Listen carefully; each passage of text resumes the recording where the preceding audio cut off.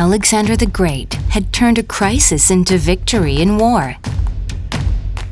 There is a famous anecdote in which, in one battle, Alexander's army faced 10 times more enemies to the frightened soldiers and shouted, "Alexander came up. God gave me a revelation. If I land on heads when I flip this coin, we will win the war. If I land on tails when I flip this coin, we will lose the war." As Alexander the Great flipped the coin, all the soldiers watched holding their breath. The outcome was heads. Then, the morale of the soldiers who were certain of victory heated up, and they eventually won a great victory. Celebrating victory, one general said this victory was made by heaven's luck. Alexander the Great responded, "Both sides of the coin were heads, either before or after the coin flip." Nothing has changed with regard to the war, but only one thing, that the soldiers' belief in victory had changed positively.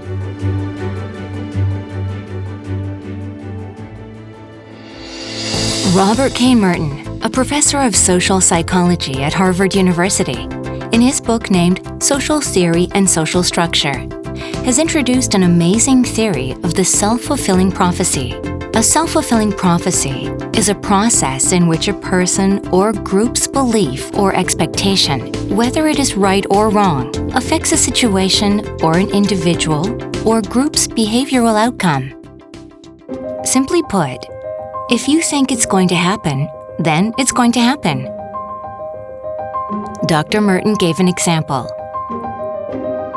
If a woman believes that her marriage will fail and is worried that it will actually happen, then her beliefs will make her marriage fail.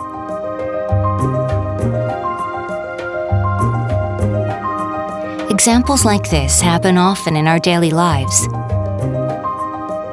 What is often called a placebo effect is also an example of a self-fulfilling prophecy. Prejudice we form when we meet people is another good example. That person is a good person. That person has an insidious side, not someone to be close to. These prejudices affect how we behave. If we believe they are a good person, we treat them kindly. If we believe they are an insidious person, we treat them unkindly, or totally avoid them. Then the person will also treat us the same. In the end, we think we are right. But it is not your expectation that is right. It is your belief that made the phenomenon. A person who needs to be especially careful of these self-fulfilling prophecies is a leader. If a leader leads an organization with prejudice, then the results will eventually align with that prejudice.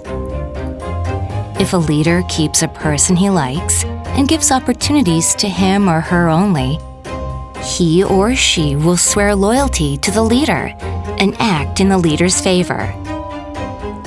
But what about the person that the leader disliked from the beginning? Every little thing will get on the leader's nerves. Perhaps a person who is actually outstanding won't even get a chance to show his or her ability.